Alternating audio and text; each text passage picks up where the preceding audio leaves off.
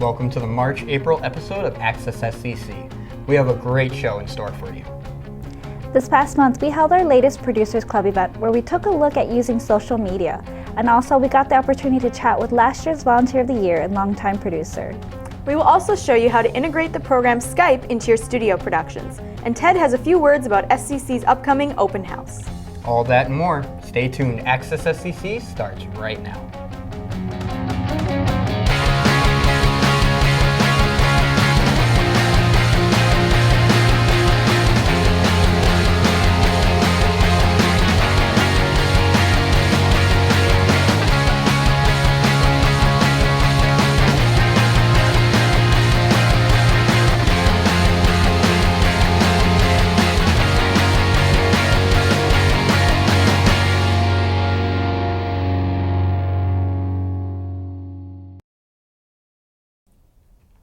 There's an exciting event coming to SCC very soon. On April 25th, we will be holding an open house. Here's Ted to tell you all about it.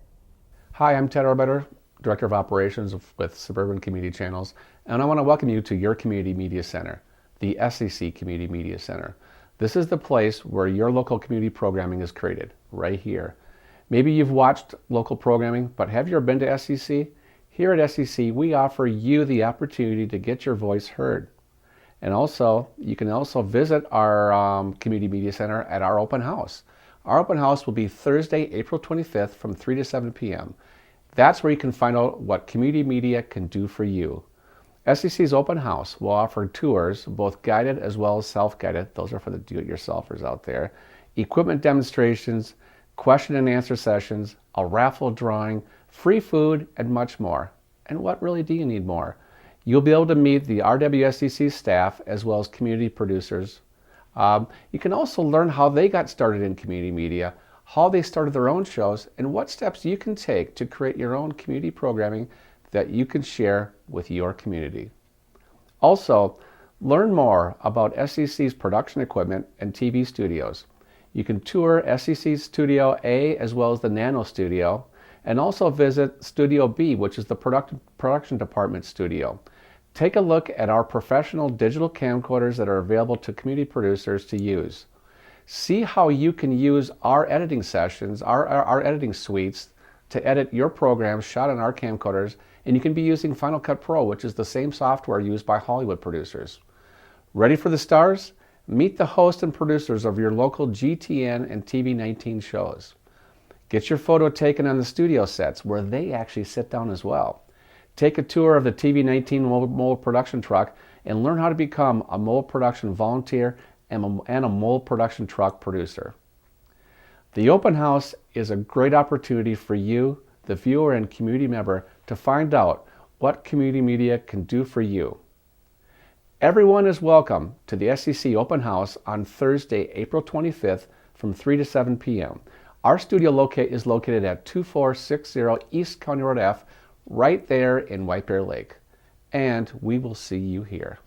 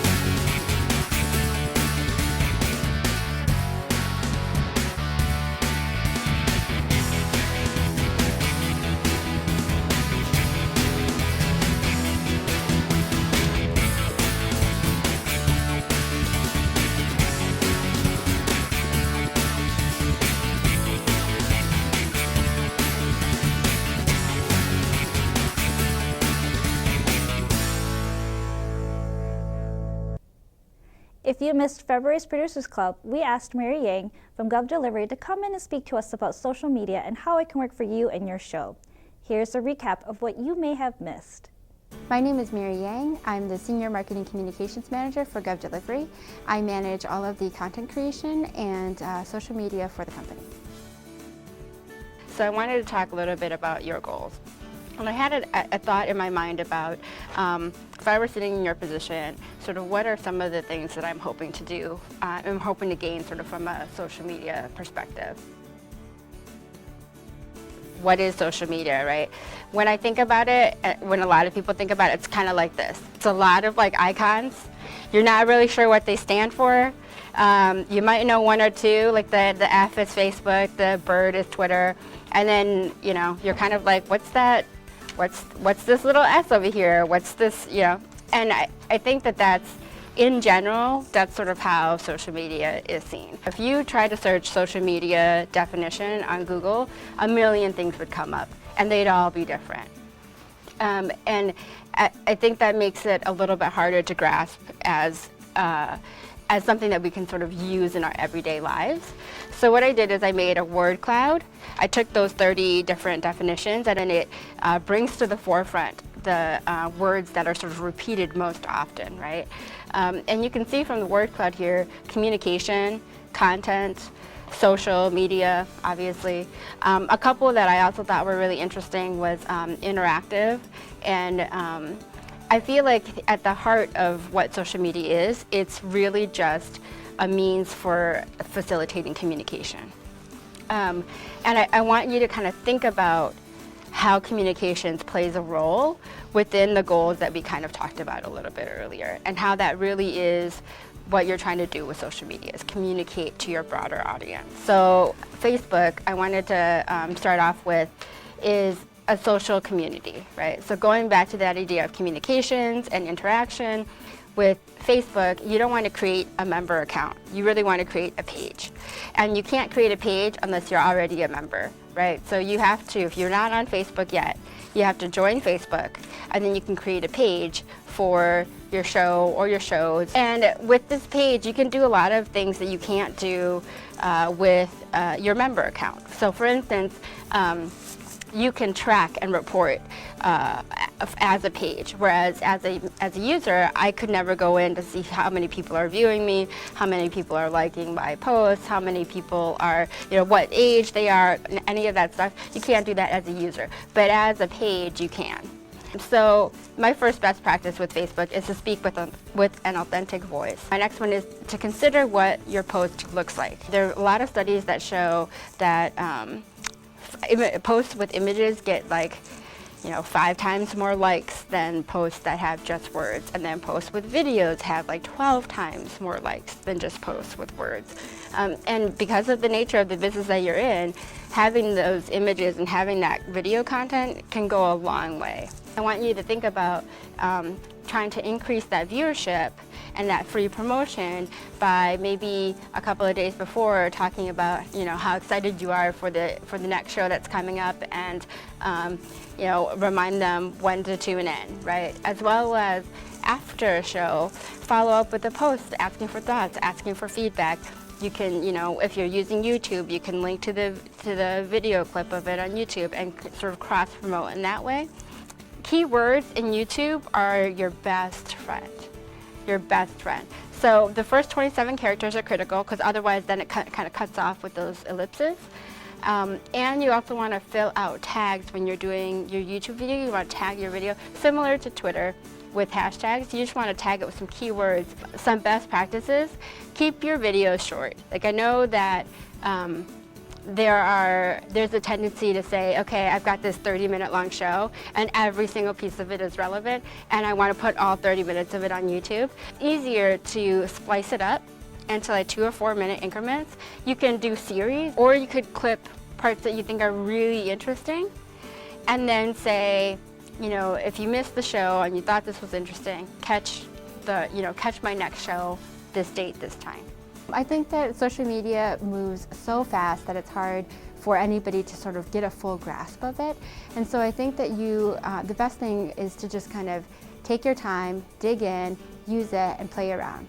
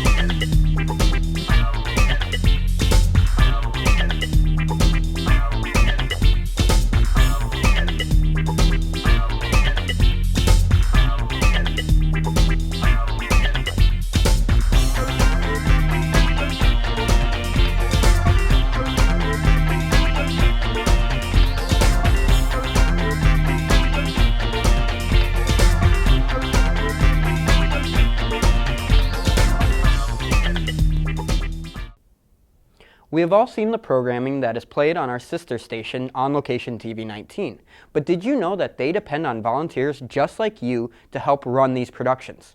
Let's take a look at all they have to offer.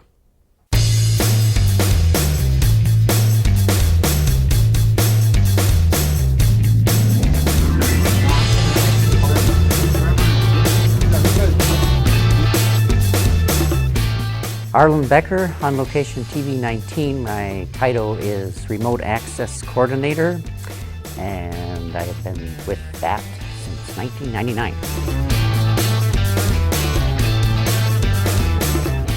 I did work before that with SCC back in 1989, I believe it was. The purpose then was still to kind of incorporate this new truck that had gotten and to get that going and out on the road and shooting stuff. Yeah, we have used always volunteers, and that was even back when I was with SCC. We had to use volunteers. It was our only way to get out and get some of our programming on. I was just at that time just the staff for one with the truck, and so I did have to recruit. And so that moved on when we got our new truck in the year 2000. Then that was about the year that I joined with TV 19, became their staff member for the truck. And so we're a staff of 2 that are specifically with the truck. Nicholas Anderson and myself are the 2 of us. And so with those volunteers, we are able to go out and cover sports, music, concerts in the parks, parades, you name it. It's kind of twofold. We kind of split it evenly in half between our local schools, and that includes Century College, and then also the other half is a lot with our city and other nonprofit organizations as well. What I like about using our volunteers is it provides us with a sense of learning their personalities, learning what's surprising us with the skills that they bring us, and then also provides for them a sense of ownership because they're intimately involved in that production. I mean, we shoot as if live, and sometimes we even go live. And so with that, everybody lending a hand to make that production go, that's, they feel involved that way too. I do remember when I first joined up, I thought, how in the world are we going to get volunteers? And then you realize, well, you have to start asking who you know, and then sometimes they then expand and say, hey, I've been doing this with SCC or TV 19. And so one of the things I always remember is I'm always kind of amazed at our volunteers when we are out on a shoot and it suddenly pours, or they're out in a football game and the player comes rushing at them and knocks them down, and they come stand up and they come back the next day or the next week, and they're willing to, hey, what else can I help out on? So I really am just, those are the things that I just kind of, in stories, it's usually weather related, that, oh, I remember when we did this, and it rained or it hailed or whatever, and yet they come back and they help us. And I think it's because they're involved that way. They're involved in making that production happen. Community media. I think that's something where we always, whether we, as human beings, we just want to be involved. We want to feel like we have something to contribute, and that's just a natural part of who we as humans are. And so with community media, here's a chance to sit in your community and then offer what you have to say, or provide your insights, or just connect with your neighbor in expanding your horizon right there in your own particular area where you live. To get involved with Channel 19, the first step is to either contact Nicholas Anderson or myself, and what we do is we'll ask you to take a production truck class, and that's a basic class of how we set out our equipment, roll out our camera cables, etc. And that class is free. And then once you take that class, then we ask that you then sign up for whatever interests you, because we'll send that monthly event out via email, and it's a matter of just signing up and saying, hey, let me do this, or let me help out with that. Thanks to our volunteers. I mean, really, some of them have been with us for so many years. Granted, others come and go, but without them, we can't do this. We really can't. And it's just so, and people come out and say, hey, I want a copy of this. I want a copy of that, you know, and the community wants what we have to offer. And so with our volunteers, thank you. And then also, watch Sports Path. That's part of our programming as well. Have you ever had someone interested in being a guest on your show, but they lived too far away? Lucky for you, this is no longer a problem. This next segment will teach you how to use Skype in Studio A. Skype is an excellent tool for connecting with people across great distances. You can use Skype in Studio A to interview someone without needing them to travel to your set. The first thing you'll want to do before coming into the studio is set up a Skype account online and get your guest Skype info as well. When you arrive at SCC, check out the scan converter and the MacBook laptop, unless you would like to bring your own laptop. Plug in the scan converter, connect the scan converter cable from the back of the room, then connect to the laptop.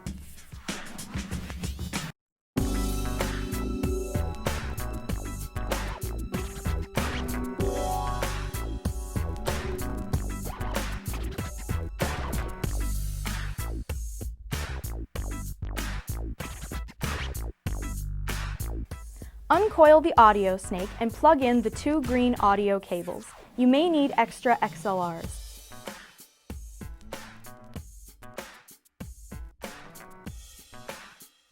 The audio out plugs into a mic input, and the audio in plugs into program feed D. Plug in your host mic to a different input. Once the cables are connected, turn on the laptop. Open Skype, sign in, and make a call to your guest.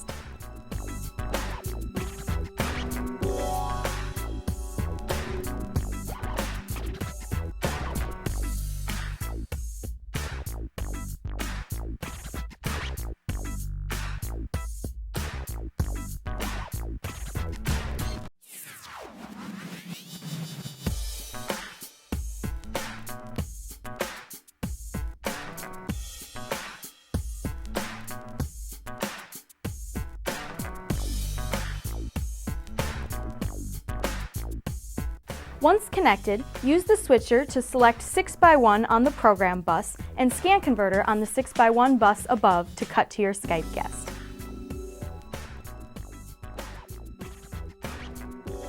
On the audio board, bring up the slider for your guest's mic input.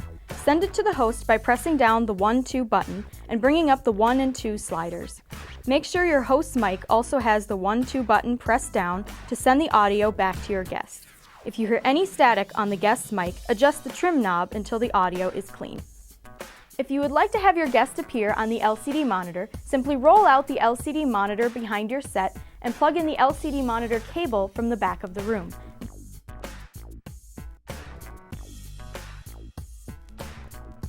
Then in the control room, select Scan Converter on the LCD monitor bus above the switcher.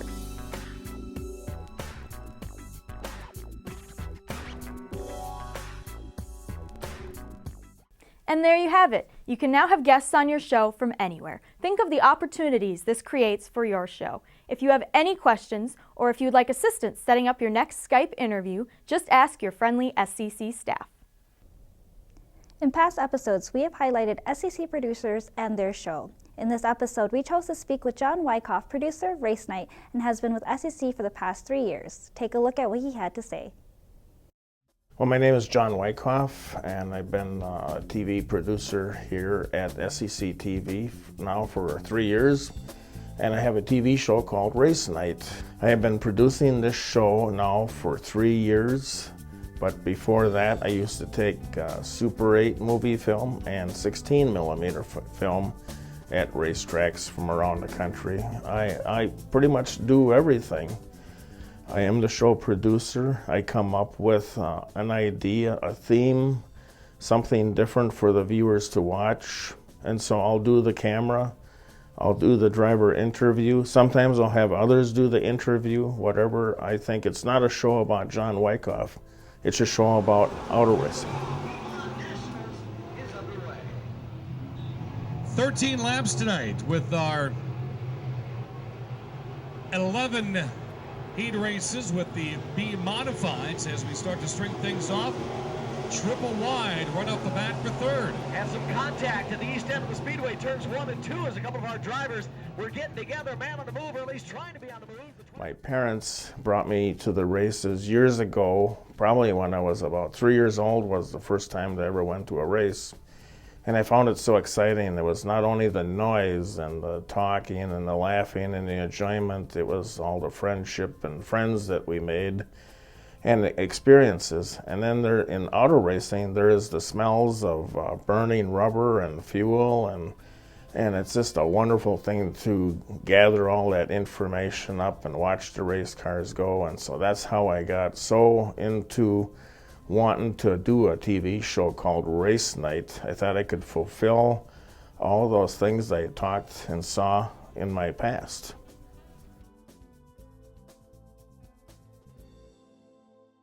One of the biggest reasons for doing Race Night was to do local auto racing. Because when you turn on the TV today, we see sports channels. They're doing NASCAR, they're doing Indianapolis, they're doing kart, they're doing the drag race scene. And so many of the national TV shows are covering national events, the big events. But what about the local scene? What about the backbone of the auto racing world, which happens to be the home track people all across the United States? People ever think about what happens on a Saturday night across the United States? Well, a lot of people are at the races, and they bring their kids, and they bring the mas and pas, and you hear stories up in the grandstand about, remember what happened at the Minnesota State Fair when it was dirt, and you hear stories about Rex Speedway and Twin City Speedway, and that's why I go too, is to hear these stories from old veterans from the past that remember all these things that happened, and it's just great to hear those things. I want to give the public a different view of a different type of race car. We want to go to the tracks that have the big payoffs, all the race cars, all the crowd. We want to catch the whole entire thing, all the excitement, the electricity, everything about that race. We want to catch it. We want to see the people, what they're eating, the people cheering, and the victor, the man that wins the final race. Coming to SCC TV and what they did for me, they answered all the questions that I always had about how do you do things. I've learned a lot since it began, and many things that are very exciting to me, and things that I had questions about I now have the answers to. The most surprising thing for doing my own show is others watching my show and giving me a call after the show has been aired, and they tell me, "You did that? You did that show all yourself?" And I had so many people that doubted that I could do such a thing, but I have done many shows so far. I think I've done close to 40 shows here at SCC TV, and I'm very proud of them, and I've learned from every one of them, and each show gets better. That's the important thing. I felt really great when I heard my name mentioned for winning Volunteer of the Year award for 2012. It made me feel that all the things I did for my friends had a reward to it, but I would have done it anyway. They make it here at the studio as easy as you can do. You can take notes, you can write things down so you can remember them, but it is that is the hardest thing, is putting it all together, figuring out how the ending's going to be, and then your beginning, and how you're telling a story. And to tell the story, here's what's going to happen today, and here's why we're doing it, and the final outcome is going to be this. And it's so a wonderful thing to be able to put together a show that comes out very good when it's all done. It's been a wonderful time here, and I've really learned a lot. I love it when I can learn and be successful. Yes, things do go wrong, and sometimes you do have to do things over again, but you know, the second time you do it, it's even more of a learning factor than the first time you did it. That time you will not forget, and you will do it right the second time. So yes, it's true, you will make some mistakes here, but it's worth it in the end. It really is. I think that other people should come to SCC like I did.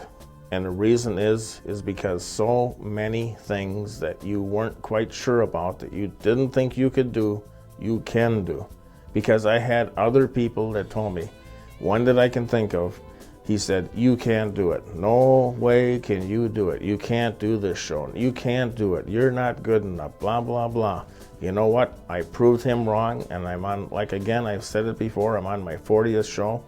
I feel so positive. Now when I come to SCC studio, I can do what I say I can do.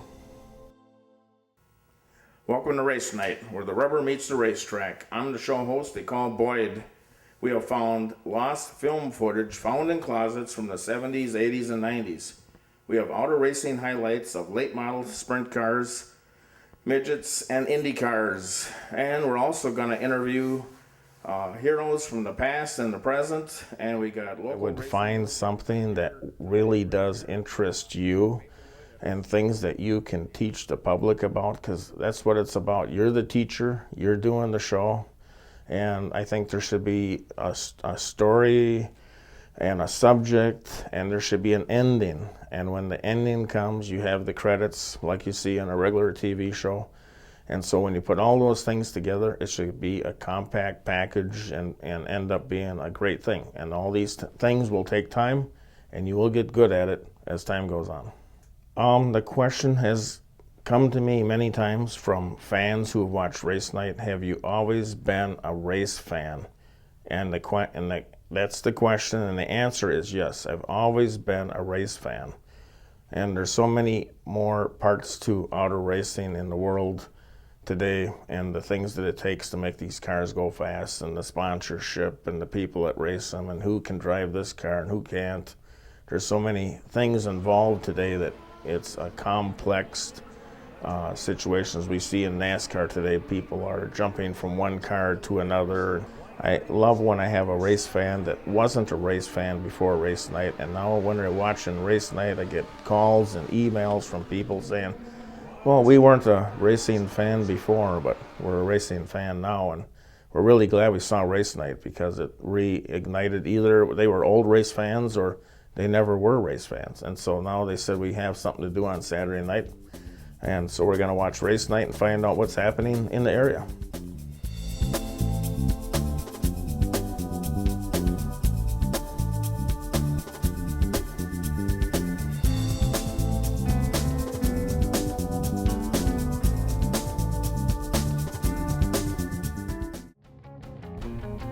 Thanks for watching this episode of Access SCC. You can learn more about all we have to offer by visiting our website. You can also stay up to date with news and events by following SCC on Facebook and Twitter. And sign up for our classes and events by visiting the studio or giving us a call. Thanks for watching. We'll see you next time.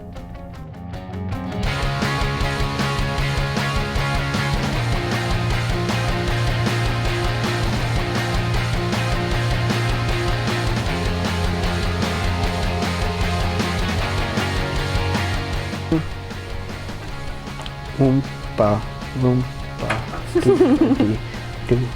That's part of our... Hopefully you're not rolling. Yeah.